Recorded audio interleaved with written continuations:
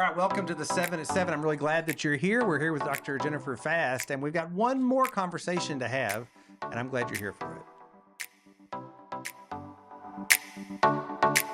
We are continuing in our sermon series. It's about tough questions, asking for a friend, and we've been diving into those issues that surround suffering and grief.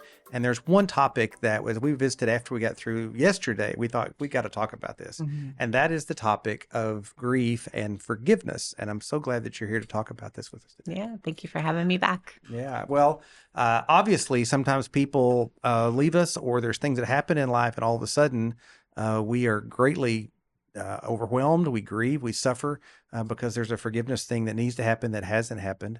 And I'm anxious to hear from you about it today. I think in the last one that we did, when we were talking, I mentioned estrangement, like estrangement from a parent, and how grief can look different for situations like that, whether it's the estrangement from somebody or the individual has been harmed by the other person in some way.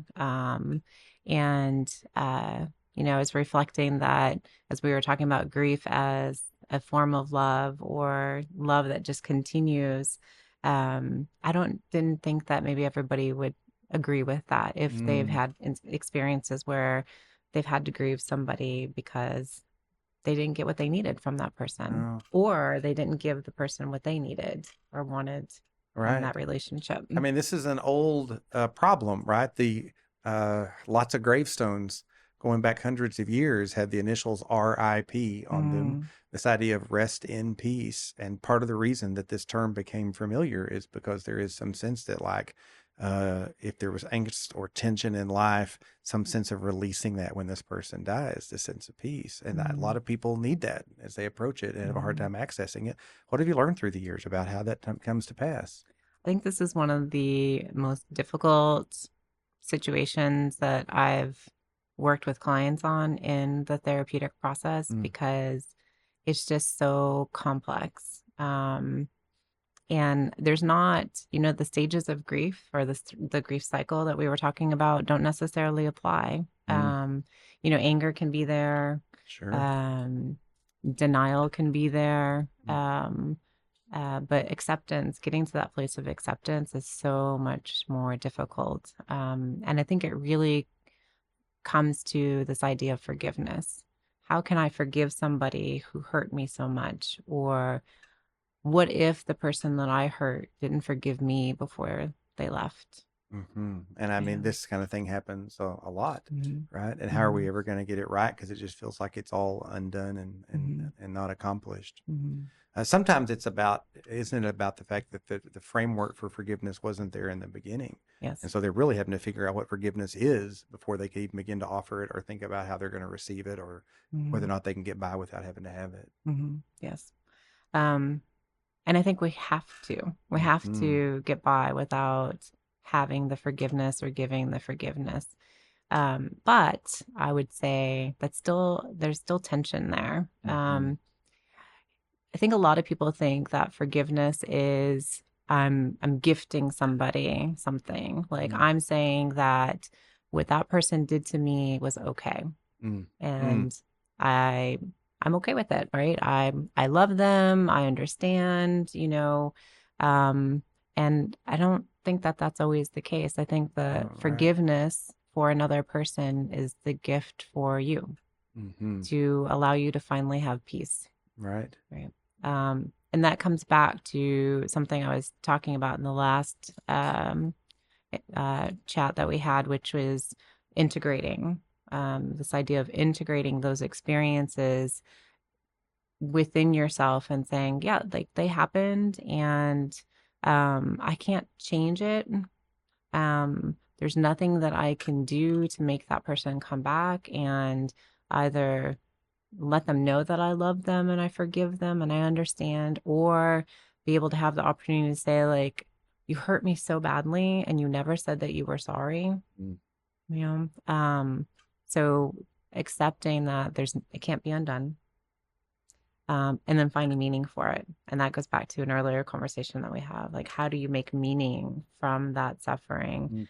And And then how do you move forward where maybe you can um, give, give something to someone else, like ease their suffering. Mm. So you can tell by the way I'm talking about it, it's such a complicated, No, I feel the it's complexity of not it. easy, right? Yeah. But there is this really important sort of theological idea and maybe directives from Scripture about the way that we deal with being harmed by others. That's pretty important, and even the nature of the fact that the way that most other religions in the world deal with sin or somebody Mm, harms somebody else is that they either like they gloss over like it didn't exist, or there's got to be tit for tat in order for it to be resolved. mhm, And it is sort of uniquely Christianity that kind of lays all the sin and all the damage at the feet of Christ. And he died for some reason, mhm, right? He died to offer forgiveness, and his death was enough to cover over those sins. And so that doesn't mean that the sins didn't exist. It doesn't mhm, excuse them. It doesn't try to write them off. In fact, they were so significant that it cost Christ his life.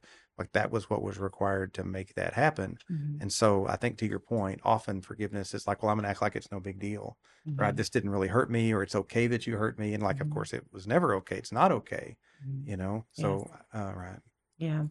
I think, and this idea of it's not okay, like when someone has hurt you and it's not okay, um, that we don't retaliate back. I Mm, think that's so hard, right? We mm-hmm. don't let our anger or our frustration or our pain cause further anger, frustration, and pain towards others. And I think that's where this idea of forgiveness comes in is, like I'm not responsible for the other person's choices.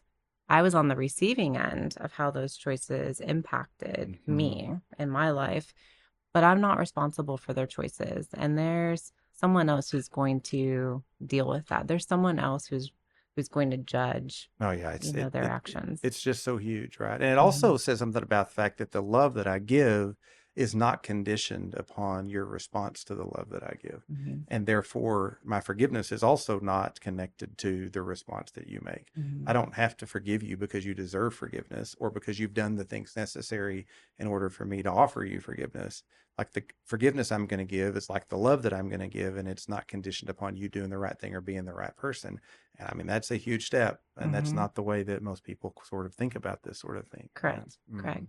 And if you're the person who has caused the harm, there's a path forward, Mm-hmm. right? So even if you didn't get a chance to receive that forgiveness from the person that you harmed, um, you have to forgive yourself. Mm. And that's not saying what I did was okay. It's Right. saying I'm going to take accountability for the Mm-hmm. choices that I made. I recognize that I am a human being who is flawed and I'm going to make poor choices. I'm going to sin, but I can still do something differently. Mm. I can still, I can choose now going forward to not harm others. Right. Or Yeah. I don't have to have my pound of flesh in order to be able to be okay. Hmm. And so, therefore, the fact that this person has died and there's not a chance to get it, it's going to be okay for me. Yeah. Right. This Yeah. is another one of those areas where, honestly, like our theology being right and our following what Scripture says and getting our heart and our mind and our spirit in the right place really does free us up from some of the stumbling blocks that are pretty common in the world in which we live because Hmm. we think wrongly about ourselves or other people or their deservedness of our love or vice what we deserve ourselves. Yeah. Right. Yeah. Good stuff. This whole business of forgiveness is a lot bigger topic, and we should come back to it We sometime. should. Yes. Right. But pretty important as it intersects with suffering. Y'all, thanks again for listening and being with us to these important topics. Thanks again to Dr. Fast for being with us. We'll see you guys later. Have a great week.